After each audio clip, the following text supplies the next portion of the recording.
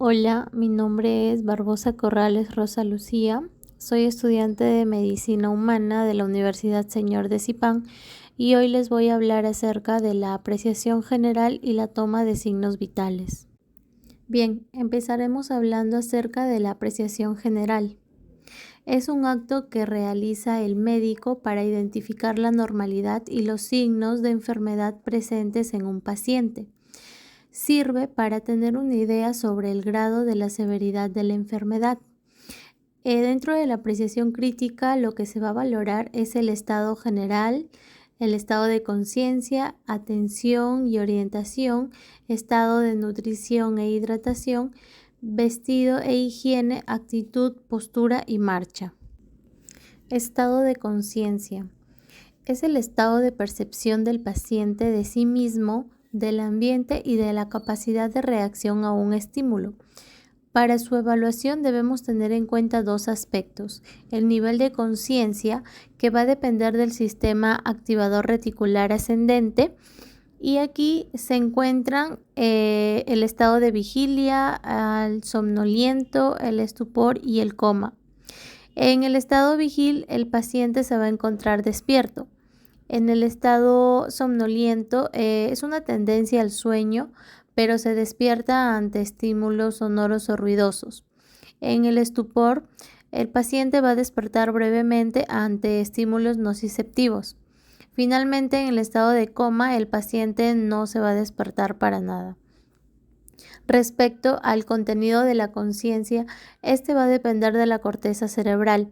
Aquí se encuentran dos aspectos: la autopsíquica, que es la orientación respecto a sí mismo, y se le van a realizar preguntas como son cómo se llama, qué edad tiene, en qué trabaja, su estado civil, y también el aspecto alopsíquica.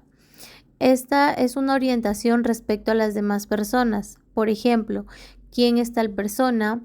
Por lo general, por algún familiar también se le pregunta. La orientación en el espacio, dónde estamos y al tiempo en el que se encuentra, día, mes y año en el que estamos. Aquí se toman en cuenta tres puntos importantes, quienes son la lucidez, confusión y obnubilación. En la lucidez se va a ver el estado de plena alerta y implica que se haya orientado tanto en el aspecto autopsíquico como en el hablopsíquicamente. En la confusión, aquí el paciente es incapaz de reconocer a las personas y objetos que debieran ser familiares, por ejemplo, y se caracteriza porque se encuentra en un nivel de conciencia vigil. Y la obnubilación, que implica un nivel de conciencia somnoliento, es una reducción del contenido de la conciencia con gran compromiso de la memoria, orientación en el tiempo y en el espacio. Actitud o postura. Esta se presenta por la relación armónica que mantienen los distintos segmentos del cuerpo entre sí. Si no se observan anormalidades, esta se denomina actitud compuesta. Una de las posturas que el paciente adopta es la ortopnea, es decir, el paciente se encuentra sentado y la adopta porque presenta una disnea grave, y esta es debido a la imposibilidad de permanecer acostado por la exacerbación de la sensación de falta de aire. Además, también esta postura la adoptan las personas que presentan insuficiencia cardíaca descompensada. La posición genupectoral es una posición de rodillas con los brazos flexionados y se relaciona mayormente con los derrames pericárdicos. La posición antálgica, esta la adopta el paciente que presenta dolor y lo realiza con el fin de evitarlo, y se relaciona con la hiperextensión en la columna vertebral ante un dolor en el lumbar demasiado intenso. La posición de cúbito es una actitud que adopta el paciente acostado, y esta va a permitir de que el médico obtenga diagnósticos más precisos. Dentro de esta postura se encuentra el decúbito dorsal, también llamado supino, y esta se adopta de manera preferente u obligatoria, mayormente cuando el paciente presenta estados de astenia, adinamia, consunción, deshidratación, coma, parálisis, distensión abdominal o peritonitis, es decir, para afecciones generalmente graves. En cuanto a la posición de cúbito ventral o prono, eso se observa mayormente en enfermedades dolorosas en la parte del abdomen, como cólicos intestinales hepáticos y úlcera gastroduodenal. También en pancreatitis y tumores del páncreas y pericarditis. Finalmente, la posición de cúbito lateral tiene un gran significado diagnóstico en algunas enfermedades, ya que el paciente cardíaco con cardiomegalia se acuesta sobre el lado derecho para atenuar la sensación desagradable de los latidos contra la cama y la disnea. En el caso de la pleuresia, en sus primeras etapas, el paciente se acuesta sobre el lado sano para atenuar la fricción de las pleuras inflamadas, y esto hace que disminuya el dolor. Facies. Se refiere al aspecto o expresión de la cara. Una expresión facial atenta, simétrica, es considerada fascia compuesta. Las facies de un paciente pueden presentar rasgos característicos que orientan a una determinada enfermedad. Existen varios tipos de facies y entre ellas está la fascia anémica. Aquí la persona presenta palidez cutáneo-mucosa, más notable en las mejillas, los labios y la nariz. En la fascia hipertiroidea se presenta una retracción de los párpados, un aumento en la hendidura palpebral, una protrusión del globo ocular, inyección conjuntival, además de una mirada brillante. En la fascia hipotiroidea o mixedematosa se destaca la poca expresividad del rostro y está asociado a rasgos abogatados, es decir, viene con hinchazón. También se presenta una palidez amarillenta, una piel áspera y pastosa, pelo escaso y un edema periorbitario. También se asocia a cuadros en los que existe un déficit de hormona tiroidea. Fascia caquética. Esta se caracteriza porque la persona presenta estructuras óseas prominentes por fusión de masas musculares y la pérdida de grasa. En cuanto a la fascia acromegálica, esta se caracteriza por la prominencia de la mandíbula, una protrusión del hueso frontal por crecimiento de huesos y tejidos blandos. Se encuentra asociado a tumores hipofisiarios productores de la hormona de crecimiento. Fascia ictérica. El paciente presenta una coloración amarillenta tanto de la esclerótica como de la piel y además presenta un paladar duro en su etapa inicial. Sin embargo, luego se impregna en todos los tegumentos en etapas más avanzadas. La fascia mongólica se caracteriza por presentar una cara redonda con epicanto en el ángulo interno de los ojos, con orejas pequeñas y nariz en silla de montar. La fascia miasténica es una expresión somnolienta con párpados superiores descendidos. La fascia cushingoide, aquí la cara se va a ver más redonda, se puede decir que es una cara de luna llena. La piel se aprecia más fina con eritemas y es frecuente observar mayor cantidad de vellos y lesiones de acné. Se ven en cuadros asociados al exceso de corticoides. Finalmente está la fascia parkinsoniana. Esta se caracteriza por ser inexpresiva, con una piel seborreica y lustrosa. Marcha. Es la forma en cómo el paciente camina y se trata de un mecanismo complejo y aprendido que posteriormente se torna automático, en el cual participa el sistema nervioso central, periférico, el sistema musculoso, el sistema óseo, las articulaciones y el sistema del laberinto. Se explora mediante la inspección, pidiendo que el paciente que se incorpora camine en línea recta, que pare su marcha y que gire. Aquí vamos a evaluar la distancia entre los pasos, que camine en línea recta, el braceo, si hay un aumento de base de sustentación y si primero apoyo el talón y luego la punta del pie. Una marcha normal es considerada como marcha ebusáquica.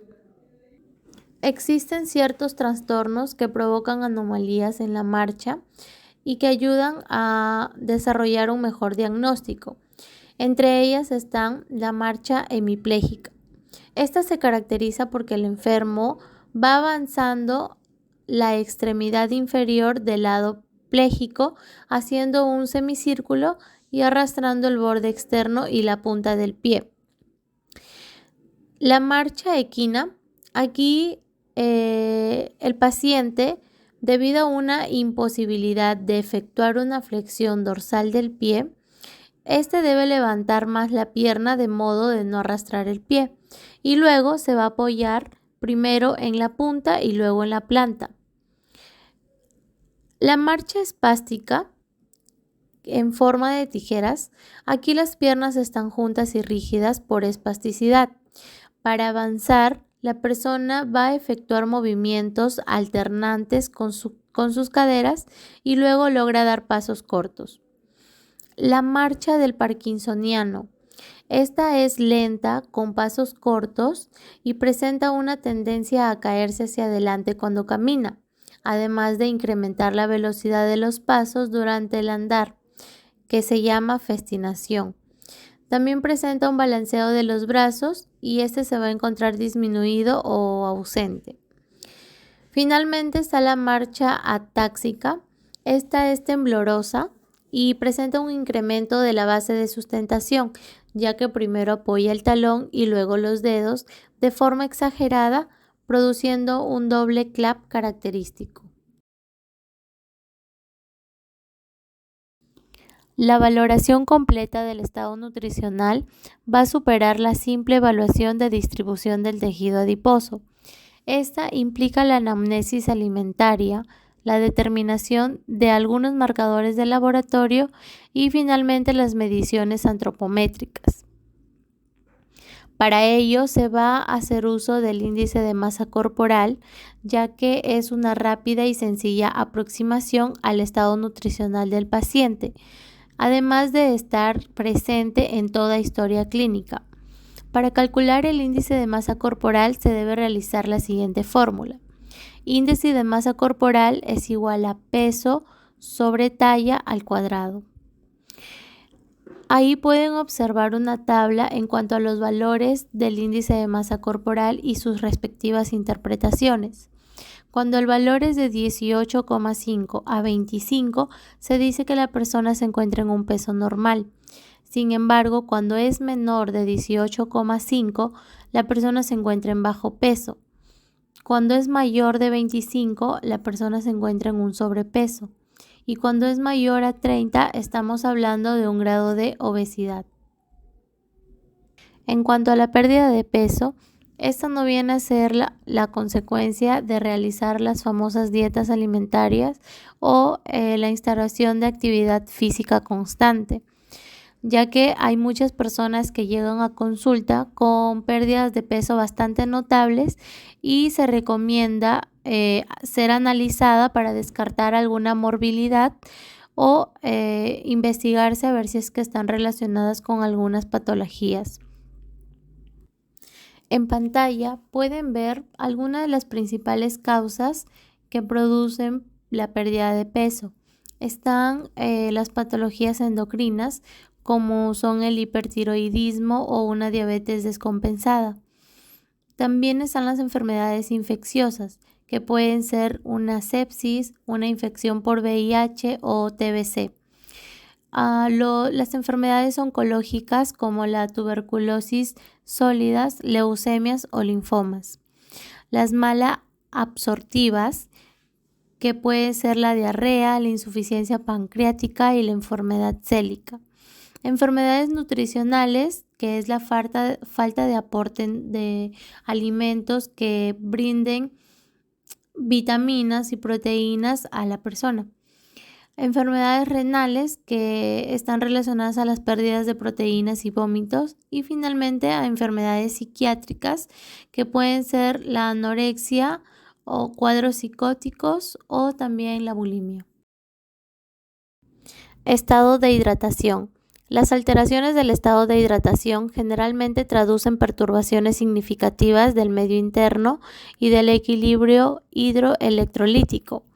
Es por eso que la detección de las dos situaciones fundamentales, como son la sobrehidratación y deshidratación, deben remitir tempranamente a su estudio. En cuanto a la sobrehidratación, es un signo fundamental la presencia del edema. Esto es definido como el aumento del líquido extracelular a nivel del intersticio. Para que el edema se haga aparente, se necesita un aumento de 2 a 4 litros de agua corporal. Por lo tanto, en esta etapa, el signo más sensible es el incremento de peso, lo que debe evaluarse a diario. Para evidenciar el edema, se puede realizar la prueba del signo de la fobia o de Godet. Esta se realiza mediante la presión digital sobre un plano óseo del paciente. Puede ser la tibia, los malleolos o los planos de los interóseos en el dorso de pie. En cuanto a la deshidratación, el déficit de agua corporal que frecuentemente se acompaña de déficit de sodio, en este caso va a recibir la denominación de depresión de volumen, y las causas más frecuentes de deshidratación es la falta de aporte o de ingesta de alimentos, el uso excesivo de diuréticos, diarrea intensa, vómitos, poliuria, sudoración excesiva y grandes quemaduras. Signos vitales. El primer signo vital es el pulso arterial. Este es un movimiento ondulatorio de la pared de las arterias. Se define como la frecuencia o el número de pulsaciones por minuto que posee una persona. Dentro de los valores normales serían de 60 a 90 pulsaciones por minuto. Sin embargo, por cada grado de fiebre se encontrarán de 15 a 20 latidos por minuto, y esta se define como una bradicardia relativa. Presión arterial es la fuerza o empuje de la sangre sobre las paredes arteriales. En cuanto a sus valores, una presión arterial normal presenta una presión sistólica menor a 120 y una presión diastólica menor a 80. Cuando la presión arterial está elevada, la presión sistólica es de 120 a 129 y la presión diastólica es menor a 80. En el caso de una hipertensión en estadio 1, la presión sistólica vendría a ser de 130 a 139 y la presión diastólica de 80 a 89. En el caso de hipertensión estadio 2, la presión sistólica es mayor o igual a 140 y una presión diastólica mayor o igual a 90. Frecuencia respiratoria es la cantidad de respiraciones por minuto. Una persona puede presentar de 14 a 18 o de 12 a 24 respiraciones por minuto. Esta se relaciona con 3 problemas de salud. En el caso de taquipnea, la persona presenta un aumento de frecuencia respiratoria acompañada de fiebre, anemia y ansiedad. También por una disminución de la amplitud respiratoria, que vendría a ser la hipopnea. En el caso de la polipnea, este es un aumento en la profundidad respiratoria y generalmente se da después de realizar ejercicio. Finalmente, en la bradipnea, esta es una disminución de la frecuencia respiratoria y se presenta en atletas entrenados o en ingestión de sedantes o narcóticos, también ante una hipertensión endocraniana y algunos pacientes en coma. Temperatura. Esta depende del equilibrio entre la generación y la pérdida de calor, además del ambiente del entorno. Funciona como centro termorregulador en el hipotálamo. Y en cuanto a sus valores, la temperatura axilar o ingle es de 37 grados centígrados. En la temperatura oral es de 36,8 centígrados y en la temperatura rectal es de 37,6 centígrados. A continuación, veremos un video demostrativo acerca de la toma de signos vitales.